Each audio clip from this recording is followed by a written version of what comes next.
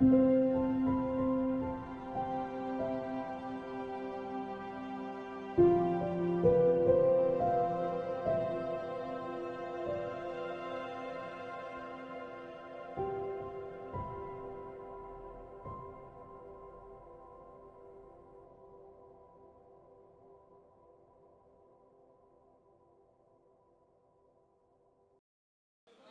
estaremos iniciando então a escola bíblica, né?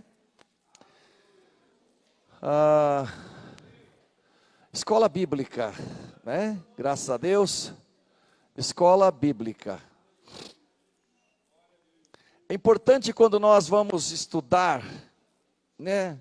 A gente conseguir o máximo possível de se localizar, de tentar fazer o nosso máximo para nós, sim, sabe, nem que seja o nosso imaginário, nós estarmos lá, né? Eu acho lindo quando eu acho assim, as pessoas falam assim, olha, eu fui assistir uma pregação e o pregador quando pregava parecia que eu estava lá, parecia que eu estava vivendo aquele momento, né? Tem pregador que tem uma habilidade de criar um cenário, né? Ele fala como é que era o local, ele consegue passar como é que estavam as pessoas, ele consegue despertar o nosso imaginário, assim, coisas tão lindas, que a gente começa a absorver a palavra, receber a palavra, e crescer na palavra como se estivesse naquele lugar onde aconteceu o fato. Unidas, e eram governadas por juízes que de tempo em tempo, quando havia necessidade, Deus levantava algum homem, né, de forma toda especial para dar libertação ao povo de Israel, quando eles clamavam a Deus. Então, as tribos eram todas juntas. Depois Deus levantou o primeiro rei, que foi o rei Saul. Rei Saul. E depois um outro rei muito querido chamado rei Davi. E depois um outro rei muito sábio chamado rei Salomão. E aí se passaram 120 anos, 3 gerações de 40 anos, né? Aproximadamente. Depois Deus levantou um outro rei que não foi muito sábio, era um jovem que se ensoberbeceu e foi por causa do pecado de Salomão, e esse reino foi dividido. Ó, está lá pertinho de Davi ainda. Então o nome desse rei chamava-se rei, um nome meio esquisito para nós do português, né? Mas no judaico tinha um significado importante. Rei Roboão. O quarto rei de Israel foi chamado rei Roboão. E como Deus havia dito que iria dividir e tirar o reino da mão de Salomão devido aos pecados dele, então surgiu um outro rei, no mesmo povo de Israel, não era um país muito grande, a gente sabe disso, mas surgiu um outro rei, concorrente do rei Roboão, chamado rei Jeroboão. Parece que até é próximo, né? Eles não eram parentes não. Jeroboão. Então nós tínhamos o reino do sul, Israel, exemplo do Paraná, exemplo do Brasil, também tem norte e sul, como todo município, todo estado, toda nação tem norte e sul. Então, as cidades que ficavam na região da Judéia, era a região sul, é até hoje, a região sul de Israel. As cidades que ficam na região norte, é chamado Reino do Norte. E como surgiu um outro rei, teve necessidade de surgir uma outra capital. Então a capital dos judeus continuou sendo Jerusalém, mas a capital do rei que se levantou, que as tribos se dividiram, 10 tribos, ele levou 10 tribos, né, naquela divisão, e foi para a região longe da Judéia, né? E eles se instalaram por lá, nas 10 tribos, e eles tiveram que achar uma cidade importante, né? E colocá-la como capital do Reino do Norte. De início, eles ficaram assim, teve mais cidades e tal. Depois eles fidelizaram a cidade de Samaria. Então ficou no Reino do Sul, em Jerusalém, a Judéia, né? Ficou ali Jerusalém como capital, e uma capital religiosa também, né? Espiritual e financeira, administrativa, era tudo ali. E lá no Reino do Norte, vamos pegar aqui só o Paraná, o Brasil é muito grande para comparar com Israel, né? Vamos pegar aqui Curitiba e Londrina, por exemplo. Né? Londrina é a maior cidade do norte do Paraná. Todo mundo sabia disso já, não? Já? Londrina. Hoje tem várias cidades grandes ali, né? Mas Londrina era conhecida como a cidade do café. Então você tem Curitiba, comparando que Jerusalém, nós estamos no sul, né? E Londrina, né? Capital do norte. Só que, geograficamente, isso foi fácil deles resolverem, mas espiritualmente, como é que isso foi resolvido? A parte espiritual, porque o centro espiritual, Jerusalém era a cidade do grande rei, a cidade do Monte de Sião, Jerusalém era onde estava o templo, Jerusalém onde Deus havia ordenado para que eles viessem todos os anos, na Páscoa e também na festa de Pentecostes. Por isso que você vê no dia de Pentecoste aquelas pessoas vindo, a cidade estava cheia. Na Páscoa a cidade estava cheia, porque era a ordem de Deus que todos tinham que vir adorar em Jerusalém. O próprio Daniel, quando estava no cativeiro, ele orava virado para Jerusalém, né? O nosso querido irmão Daniel. Eita, Daniel, viu? Daniel foi um grande homem de Deus, né? Da sua época. Então vejam, irmãos, criando o cenário aí, né, do reino de Israel naquela época. Jerusalém, a capital, né, que Deus colocou. Como houve aquela divisão, o rei Jeroboão precisava de uma capital para ele reinar, para o reinado dele. E o que ele fez? Então ele elegeu a cidade de Samaria. Até aí não teria muito problema, se continuasse tudo normal, né? Se fosse como é hoje, que as pessoas podem adorar, como Jesus disse para a mulher samaritana, virá o tempo, né? A hora que agora é que os verdadeiros adoradores adorarão a Deus, ao Pai em espírito e em verdade. Então, de Cristo para cá, isso não seria um problema se as pessoas estivessem em Jerusalém ou estivessem em Samaria. Mas eles estavam em pleno sacerdócio levítico.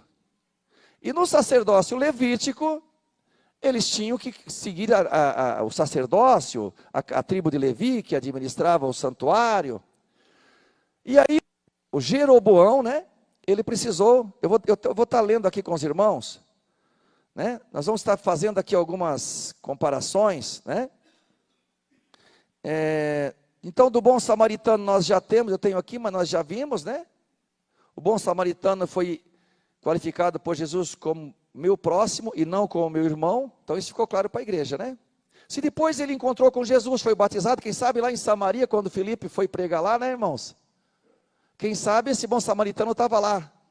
E daí pode ser que ele tenha sido batizado em Atos 8, versículo 12 ao 16, em nome de Jesus, e até recebido a presença do Espírito Santo, com a imposição de Pedro e João, amém? Mas até aí não se falou mais se ele se converteu como irmão ou se continuou sendo apenas um bom samaritano, né? Isso está muito claro para nós, amém, irmãos? Você pode encontrar o pessoal da mesa branca, por exemplo, os espíritas, né, chamado mesa branca, eles fazem muita caridade, eles ajudam muitas pessoas, muitas. E nós amamos eles, amém, irmãos? Mas para eles alcançarem o pleno conhecimento, precisam ser batizados no nome do Senhor Jesus. Precisam entender um pouquinho mais da palavra do Senhor. Mas são nossos próximos, são o nosso próximo, né? Amém? Então é importante que nós entendemos isso, que a gente passa a amar todas as pessoas. A gente tira da gente um pouco da discriminação, né? Porque queira ou não queira, a nossa mente ela vai aprendendo desde pequeno, e às vezes a gente nem percebe que está discriminando alguém. E quando entendemos que o nosso próximo, independente da religião dele, é nosso próximo, então nós passamos a amar. Não sei se aconteceu com vocês, comigo já está dando resultado isso. Pessoas que às vezes eu tinha um pouquinho de dificuldade para abraçar e para abençoar, depois que eu entendi, faz poucos dias isso, que eu entendi que meu próximo é todo aquele que está próximo de mim, eu estou aprendendo a abraçar mais as pessoas, independente, irmãos. Está gostoso para mim, eu espero que os irmãos também estejam compartilhando dessa bênção. Ama o teu próximo, independente do que ele diz, do que ele fala, do que ele crê, do que ele faz, ele é o teu próximo, né? E lute para trazer ele para ser teu irmão na fé, na palavra. Isso sim, né, irmãos? Vamos ver aqui. aqui, só concluindo, né, nós tínhamos aqui na escola ainda sobre a questão de Jesus. Jesus não considerou a família biológica como parentes. Isso é forte para nós, né? É muito forte. E quando disseram que a mãe e os irmãos estavam lá, ele disse: quem são minha mãe e quem são meus irmãos? Então ele disse: meus irmãos são os que fazem a vontade de meu pai. Então ele, como eu já ensinei muitas vezes, falei para os irmãos, meu ponto de vista também, né? Se nós criamos nossos filhos, estão com seus 18, 20 anos, são pessoas já adultos, formados, nós temos que saber que são nossos familiares, nosso sangue, mas nós temos que dar muito mais valor para, se eles não quiserem a palavra, a minha mãe e meus irmãos são aqueles que querem a palavra. Então é um momento difícil, né? É um momento difícil para cada um de nós, qualquer pessoa, qualquer ser humano, né? Ninguém quer, assim, naturalmente, a gente não quer aceitar isso, mas é palavra do Senhor Jesus, né? Então isso está bem claro, vamos poder passar para frente.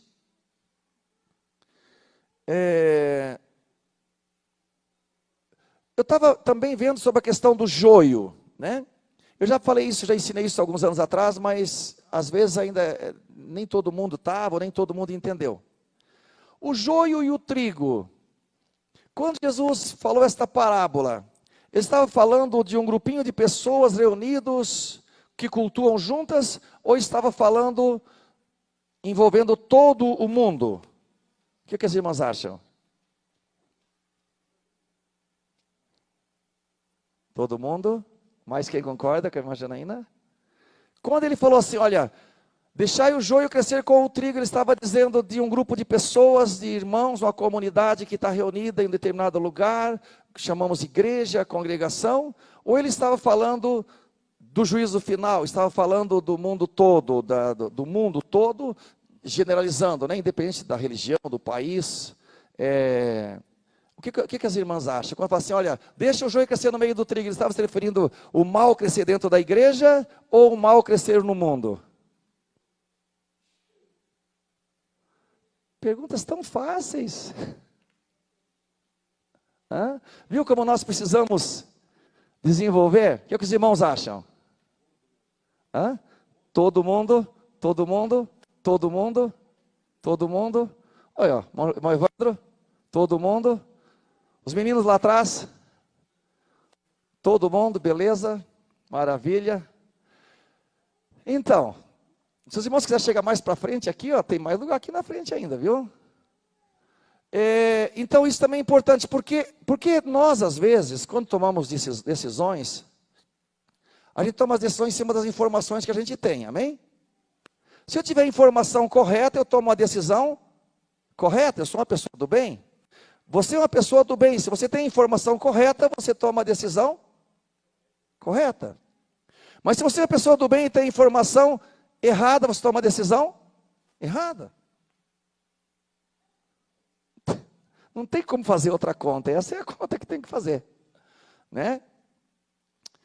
Então, graças a Deus, né, os irmãos estão todos concordando que o campo é o mundo.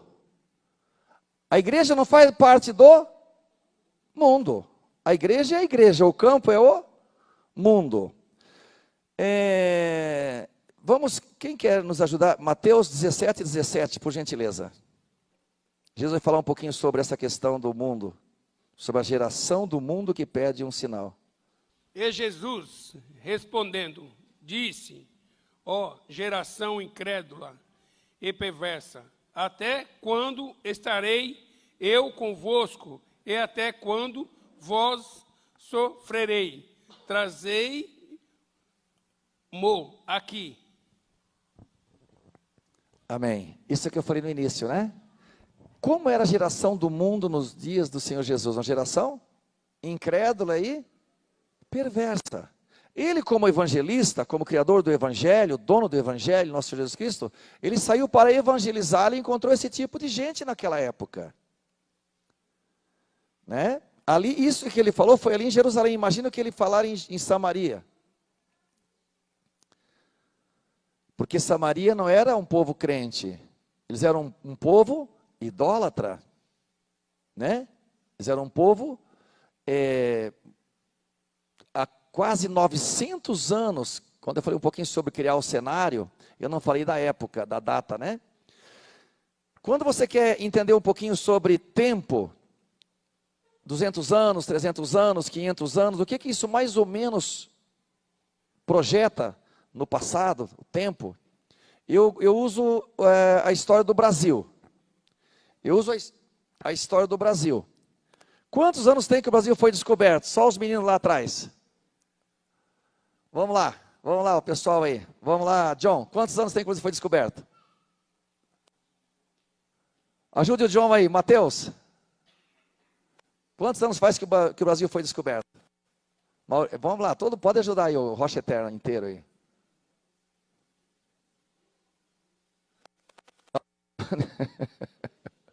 Hã? 522, fechou. Tá bom, tá ótimo. 522 anos que o Brasil foi descoberto. Porque foi no ano de 1500. Estamos em 2022, né? Então, quando você fala em tentar entender o tempo, você fala assim, puxa, o que mais ou menos que eu posso imaginar 500 anos? Imagina a história do Brasil. Aí você fala, puxa, tudo isso? 500 anos, toda essa história, quanta coisa aconteceu, e só 500 anos? Pois é, Samaria fazia mais de 500 anos. Samaria fazia quase 900 anos.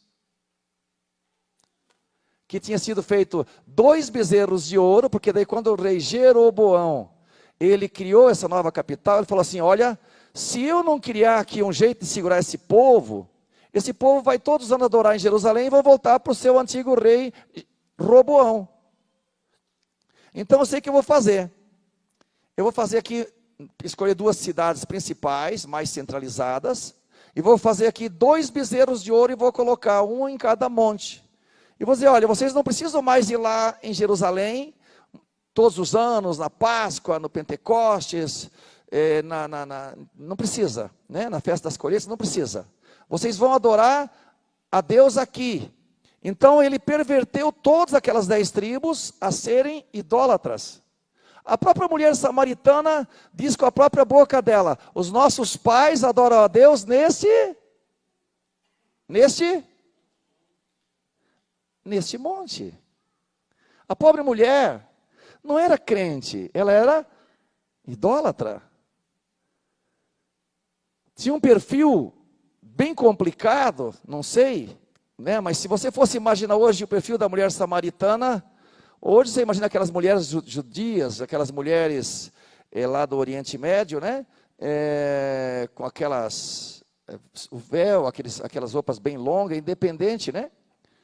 Porque antigamente as mulheres, independente se elas fossem prostitutas ou não, elas se vestiam de forma mais, né? Veja que Judá nem conheceu a mulher lá que era prostituta, ficou sabendo depois. Eles se confundiam porque, independente do perfil da mulher, ela se vestia de forma honrada. Amém? Graças a Deus, né? Hoje em dia não. Se você fosse imaginar hoje uma mulher mundana, idólatra, que teve 5 maridos e que tinha não era dela, como é que você imaginaria essa mulher? É importante. Ela não era crente. Ela não conhecia. Ela conhecia Jesus? Não. Conhecia? A mulher samaritana conhecia Jesus? Não. Ela era crente?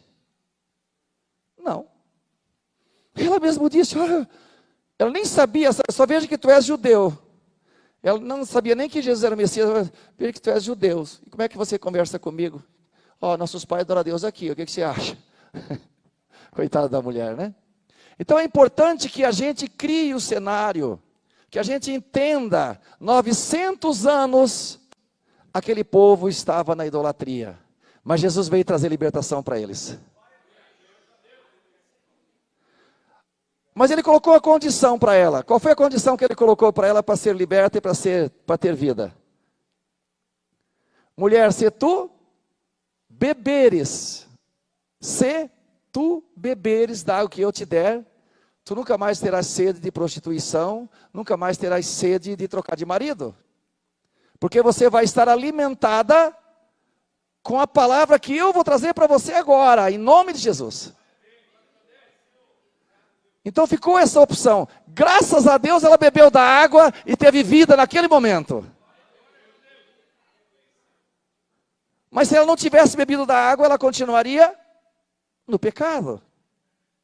Então, quando nós viemos para a igreja, a gente tem que beber da água que o Senhor tem para dar para nós. Amém, irmãos?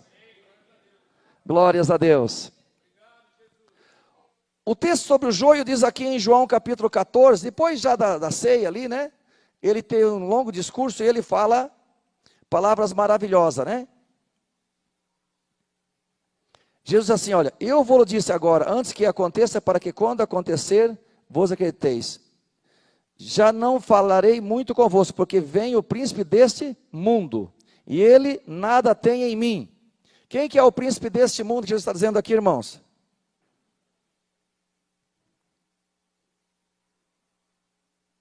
Quem é o príncipe desse mundo?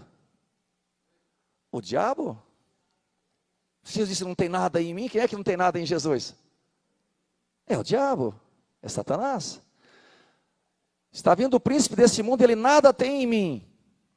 Quem é que não tem nada em Jesus? É o inimigo, amém?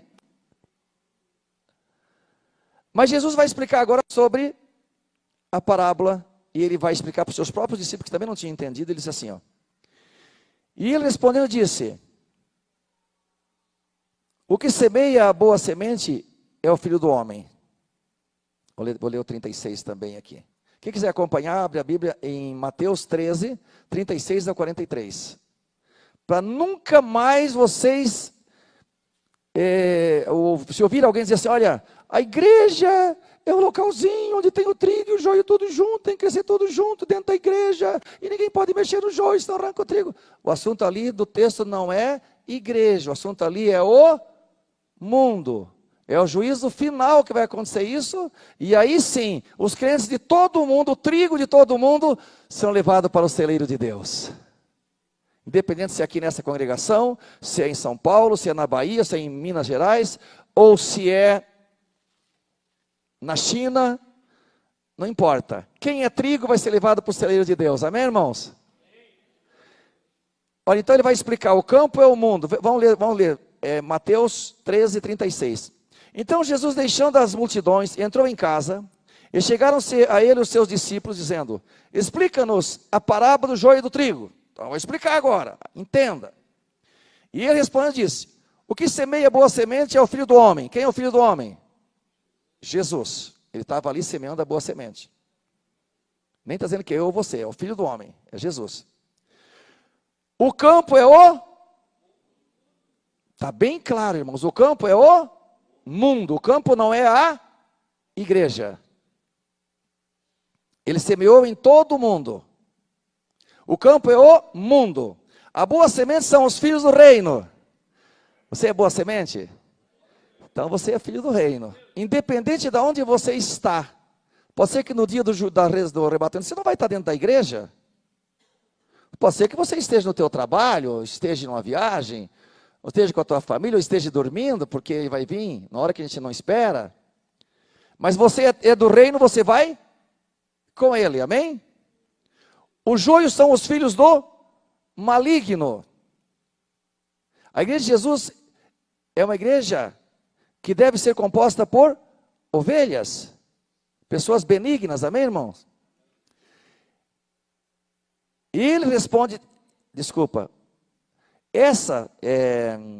o inimigo que semeou é o diabo, e a ceifa é o fim do mundo, e os ceifeiros são os anjos. Veja que lindo, irmãos, nesses últimos dois versículos, 38 e 39. O campo é o mundo, a boa semente são os filhos do reino, glória a Deus.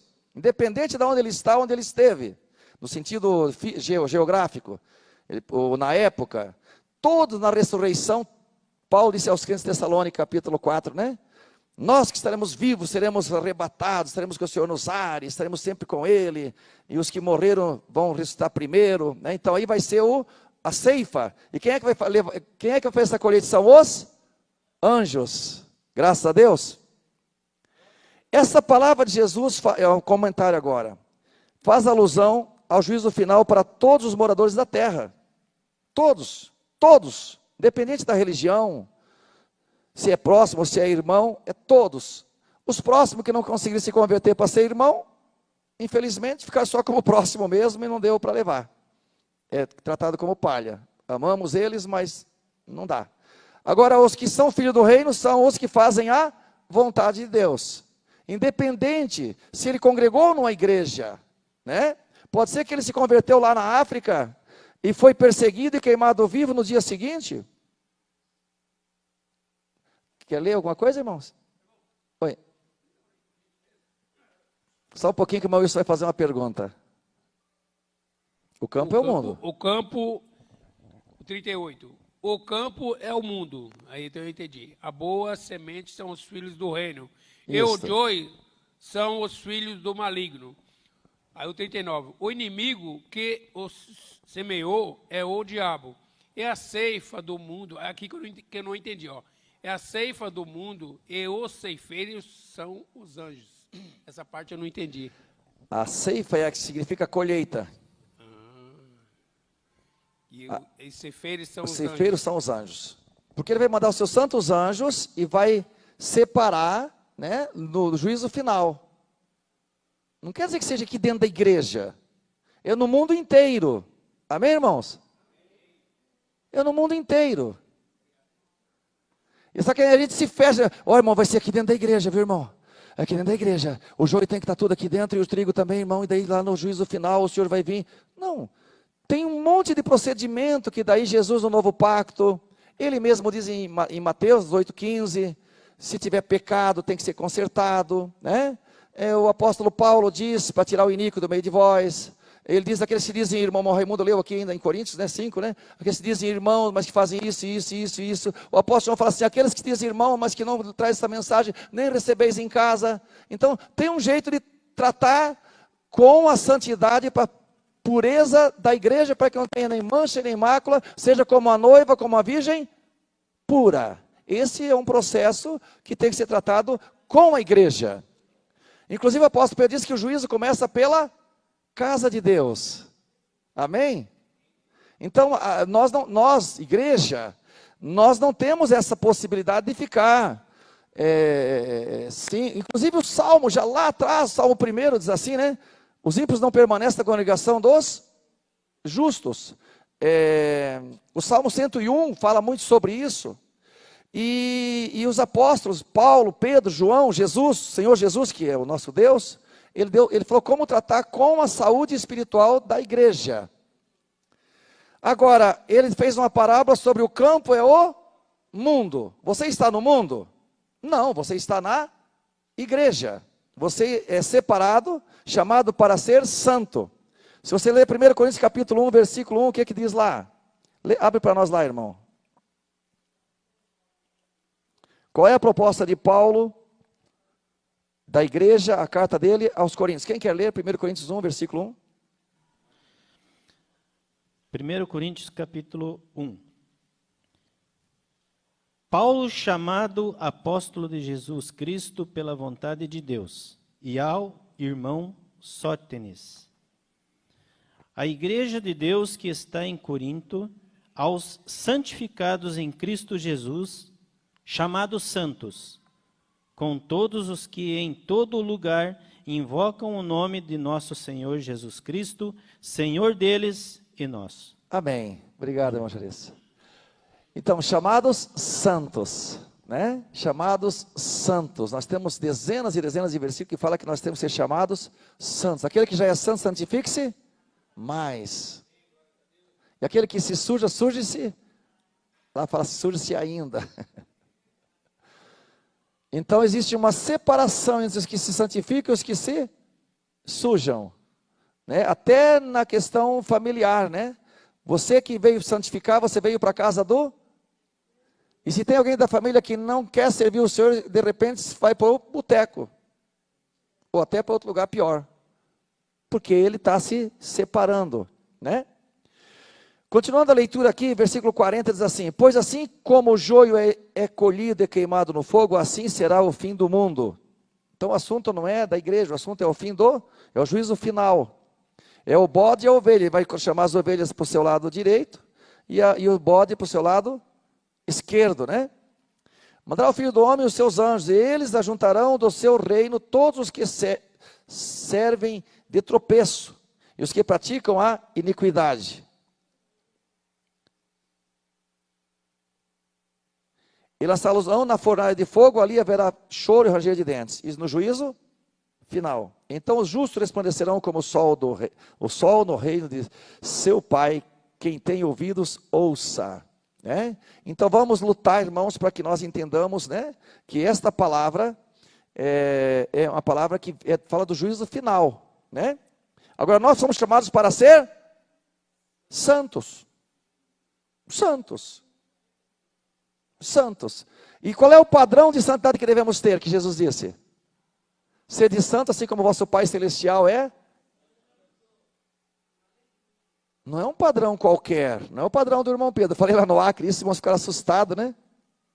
Eu já falei aqui na igreja também, que eu quero ser mais santo do que os irmãos que estão aqui. Os irmãos ficaram assustados. Eu falei, vocês também têm que ser mais santos do que eu, porque eu não sou parâmetro para santidade na palavra. O Senhor Jesus é que é o parâmetro. Sede santo como Ele é santo. Chegar à estatura perfeita de Cristo, amém? Esse é o nosso alvo. Fugir de toda aparência do mal, né? De toda aparência do mal, né? Então, aqui, os irmãos até tinham já dito antes de eu passar essa parte. Aqui está tranquilo então, o campo é o mundo, a colheita é no juízo final, né? Mas a igreja de Cristo é um punhadinho de trigo. Eu creio que aqui só tem trigo, amém, irmãos? Eu não me conformo com esse negócio de joio no meio, joio no meio, joio no meio, porque se o joio, não é bíblico isso, santificai ao Senhor, né? Não encontro. Então quando fala que o joio cresce junto, está se referindo lá àquelas pessoas que não conhecem. O inimigo semeou todo tipo de gente no mundo. O inimigo semeou a palavra perversa dele, mas Jesus trouxe a palavra da vida eterna. Aleluia, Jesus trouxe a palavra que é espírito e vida. Amém? Então é isso, irmão. Nunca mais se conforme de dizer que a igreja é um campo de mistura, de contaminação. Não, podemos passar por problemas, podemos ter problemas, somos humanos, somos um corpo. Assim como o teu corpo físico hoje está aí, dependendo, né, de lutar, teus anticorpos estão defendendo para que não venha infecção no teu corpo, para que não venha doença no teu corpo. Você se alimenta da forma mais correta possível para que os teus minerais, seus sais minerais, suas vitaminas do teu corpo, seja como Deus te fez.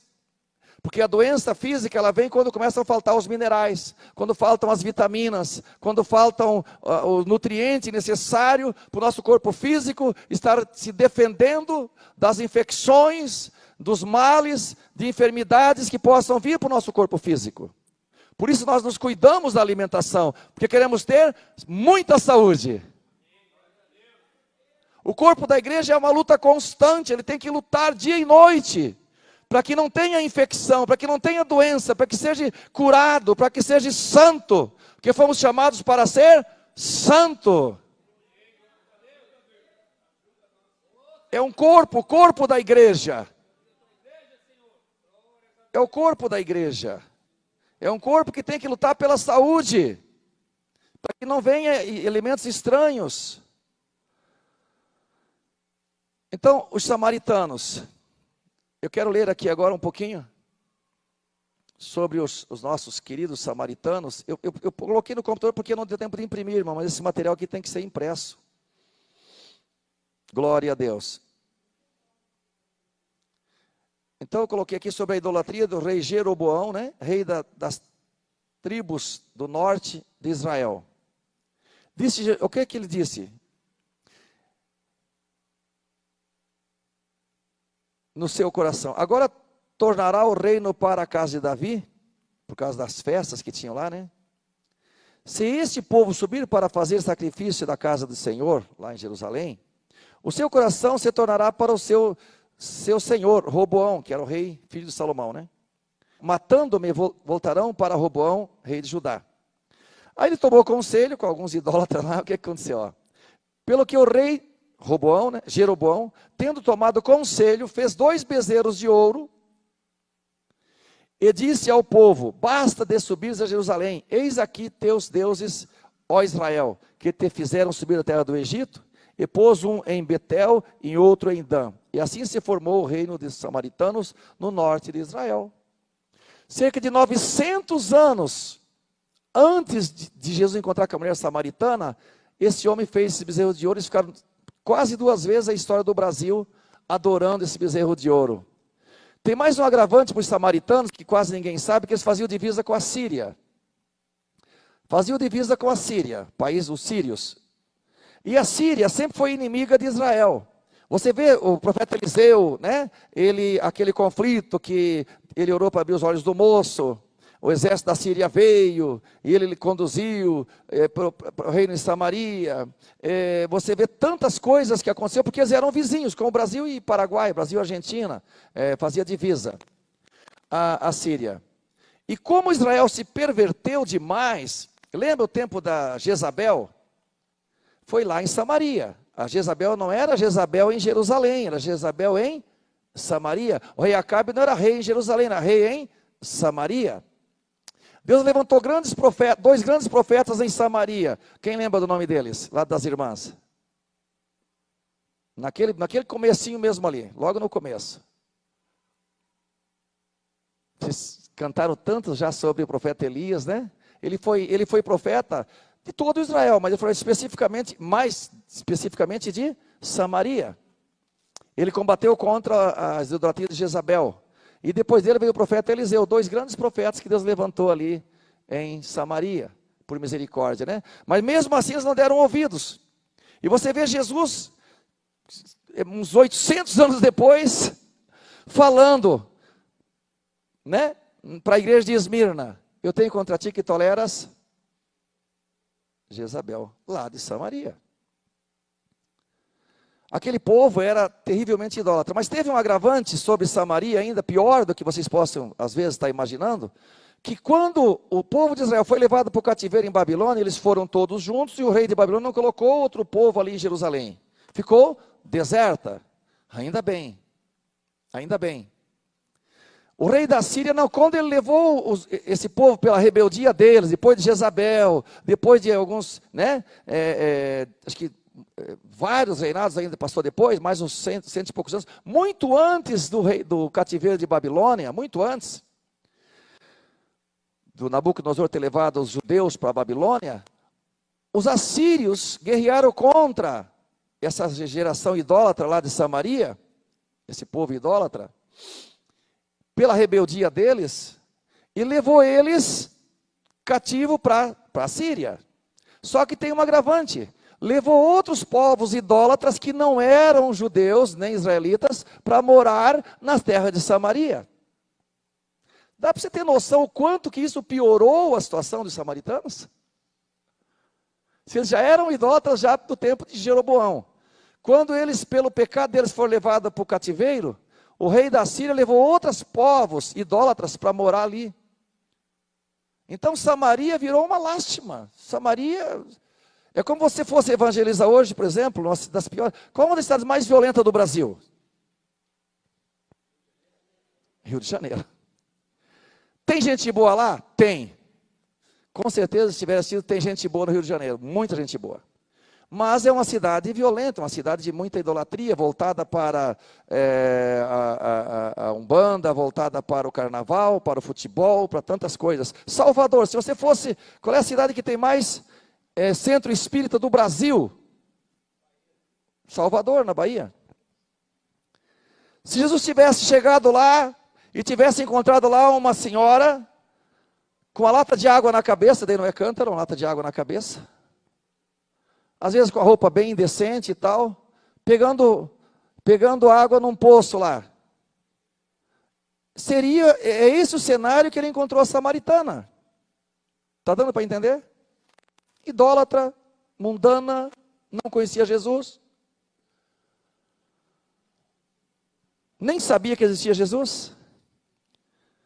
Então foi esse cenário. Deu para entender o cenário?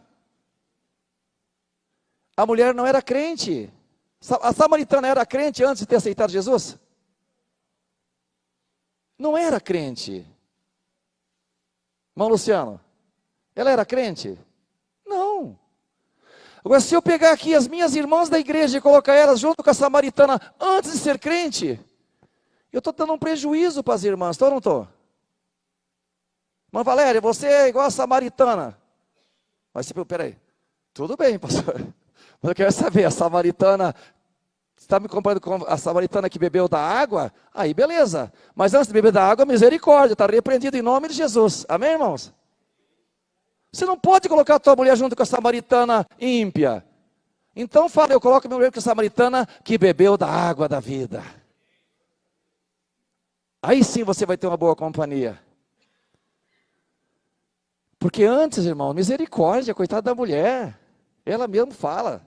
5 maridos, idólatras, cheio de rolo, cheio de problema, cheio de coisa. Mas diz, mulher, se tu beberes da água que eu te der, não importa o que você fez antes. Importa é agora. Beba da água e você vai ter vida. Amém, irmãos? Vamos beber da água. Agora, se fizer tudo num pacote só, é isso que o inimigo quer fazer com a igreja, irmãos. Ele quer que sejamos tudo farinha do mesmo saco. Eu quero ser farinha da samaritana convertida. Eu quero pertencer para um povo que aceitou o Senhor Jesus. Eu não posso, o meu ser não aceita. Porque eu tenho entendimento da palavra. Você tem conhecimento da palavra. Amém, irmãos? Nós precisamos fazer parte da vida samaritana, que venham os samaritanos. Depois Filipe foi para lá arrebatado, abençoado, e ele pregou para a multidão, e eles se converteram a Cristo, glória a Deus. Então esse era o cenário das quase 1000 anos. Nós temos um pouquinho de tempo, eu ainda preciso falar mais sobre, já falei uma vez aqui, mas eu preciso ainda reforçar sobre a mulher pecadora. Quantas mulheres pecadoras, adúltera tem aqui? Eu creio que nenhuma, amém? Graças a Deus. A mulher pecadora, a mulher pega em ato de adultério, ela era da igreja de Jesus? Não. Coitada da mulher. Ela fazia parte da igreja? Não. Aqueles homens que vieram acusar ela, que pegaram, ali não foi nem julgamento, que ali foi fato, A gente também confunde o que é julgar e o que é afirmar. Julgar é quando você não viu, quando você viu você não está julgando, Você está sendo testemunha agora. Se o juiz vê um crime, ele pode ser juiz daquele, ele pode fazer um julgamento daquele crime? Não. Ele vai servir de testemunha daquele crime. Amém? Então essa que é a questão, se nós estamos vendo, nós não estamos julgando, ou se existe uma confissão, não há por que julgar, é só afirmar, não, está no relatório que a pessoa confessou, ou tem 3 testemunhas, por isso que existia 2, 3 testemunhas, tem 2, 3 testemunhas, era digno até antigamente até de apedrejamento. A mulher adúltera não fazia parte da igreja. Jesus, naquele momento, tão somente a livrou de ser apedrejada, nunca mais se ouviu falar sobre ela. Alguém ouviu falar da mulher adúltera depois daquele fato ali? Que ela fez parte da igreja, que ela caminhou com Jesus. Ela ficou com Jesus depois daquele episódio ali ou ela foi embora? Ele disse assim, vai e não peques mais. Ela não era da igreja, Jesus livrou ela de ser apedrejada, ela agradeceu a ele e... Agora, ela pecou de novo? Não sei. Ela não pecou? Não sei, a Bíblia não fala mais. Eu só posso dizer até o que está escrito. O que está escrito é que Jesus disse, vá e não peques mais, porque eu não vou te livrar de novo. Isso eu colocando palavras agora, Vai e não peques mais, quer dizer, de uma você se livrou agora, mas você continuar na capoeira e te pegar na capoeira de novo, minha filha, aí... porque ela estava talvez numa capoeira, ela estava se prostituindo, Foi pega em adultério. Aquela mulher fazia parte da igreja? Não fazia parte da igreja. É só ler com atenção o texto. Olha aqui, João capítulo 8, versículo 1. Quem quiser acompanhar. O episódio da mulher pega em adultério. Mas Jesus foi para o Monte das Oliveiras, pela manhã cedo, voltou ao templo, e todo o povo vinha ter com ele, e Jesus, sentando-se, o ensinava. Jesus passou a noite, não tem nada a ver com a mulher lá, ele passou a noite no Monte das Oliveiras orando. Junto com ele, irmãos, tinha muitas pessoas ali no templo, né? E ele estava ensinando, ele estava fazendo naquele momento parte da vida da igreja de Jesus. Ali estavam as santas mulheres que serviu com suas fazendas. Podia ser que Maria estava ali, não sei, né? Podia ser que Madalena já estava convertida, enfim.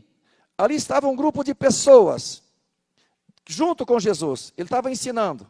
Então os escribas e fariseus, que não eram da igreja, que eram acusadores de Jesus, não estavam ali, eles trouxeram uma mulher lá de fora.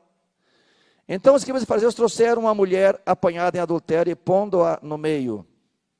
Que mulher? Não sei, como é o nome dela? Não sei. Essa mulher era crente? Não, lógico que não. Disseram-lhe, mestre, esta mulher foi apanhada em flagrante adultério. Ora, Moisés nos ordena na lei que as tais sejam apedrejadas, tu, pois, o que dizes? Isso diziam eles, tentando para terem do que o acusar.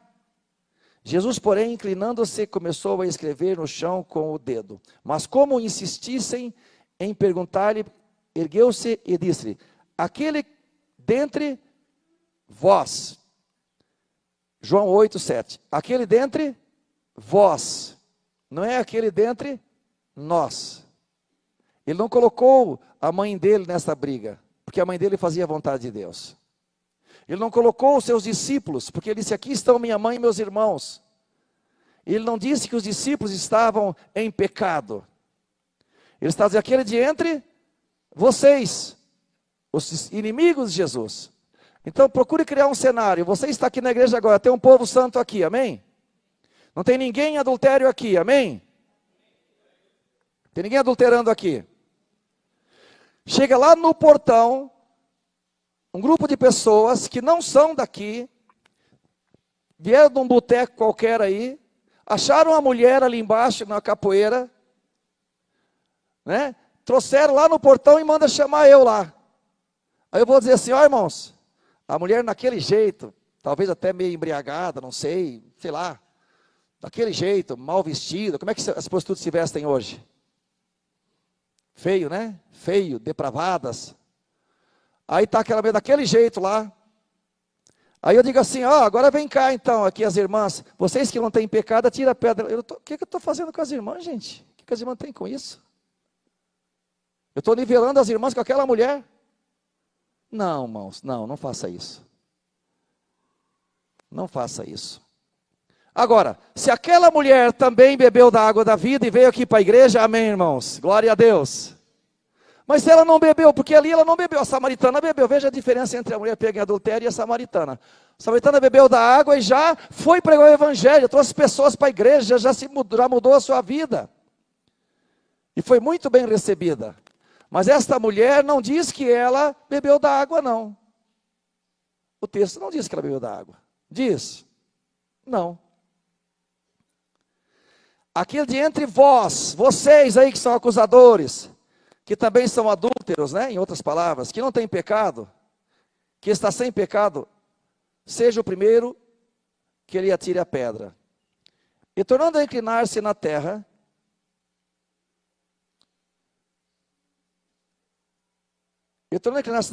quando ouviram isto, foram saindo um a um, a começar pelos mais velhos até o último.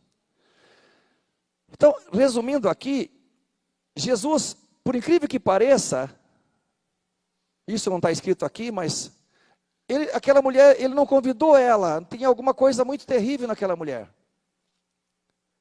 Porque ele não trabalhou um evangelismo com ela, vocês podem ver, ele disse, vá.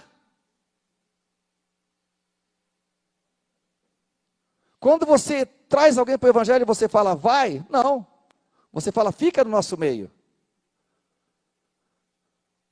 É como eu disse no início, alguém viu falar dessa mulher depois? Não sei. Pode ser que ela se converteu. Aí é um outro episódio. Mas nesse episódio aqui, da forma que ela chegou, Jesus só levou ela a ser apedrejada, ela agradeceu, e ele disse, vá E não peques mais, vá. Então, tanto os fariseus que chegaram lá no portão foram, como também a própria mulher foi. Agora, esse é o episódio que está escrito aqui. Se depois ela se converteu e parou de fazer isso, então ela é chamada para ser santa. Como é que está em 1 Coríntios 1? Chamada para ser santa. Né? Chamada para ser santa. Então vejam, são episódios, cenários que nós temos que entender para aquela época. Jesus não estava no meio de uma igreja ali, boazinha, convertida. Ele estava no meio de uma geração adúltera e perversa. É isso que a Bíblia diz? Idólatra e perversa. Então ele estava encontrando com todo tipo de gente, como se chegasse em Salvador, como se chegasse no Rio de Janeiro, como se chegasse aqui na Fazenda Rio Grande. Ele saindo para evangelizar, ele não ia encontrar com as irmãs, ele ia encontrar com pessoas idólatras, adúlteras, perversas, cheio de problemas, mas ele ia oferecer o pão da vida, ia oferecer a água da vida. Quem tem sede, venha a mim e beba.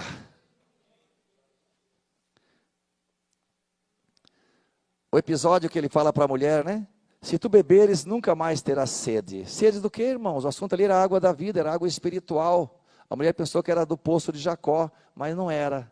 É não ter sede de, me ajudem, sede de pecar. Até ali ela tinha sede de pecar. Mas quando bebe da água da vida, que bebe de verdade, não tem mais sede de pecar. Então nós que estamos hoje recebendo para nós esta palavra, né? Vamos beber desta água da vida, para nunca mais voltarmos a pecar. Porque disse ele, as minhas palavras são espírito e vida. Eu vim para que tenham vida e tenham com abundância. E quero agradecer aos irmãos, né, pela paciência. Como eu disse, foi dado bastante oportunidade para perguntas, se quisessem fazer, né, e ler. E assim agradeço demais a todos os irmãos que nos ajudaram nessa escola bíblica. Eu espero que os irmãos que estão acompanhando também no seu lar, né, sejam abençoados. E estamos aqui para crescer juntos na graça e no conhecimento. Deus seja louvado, aplaude o Senhor Jesus. Deus abençoe.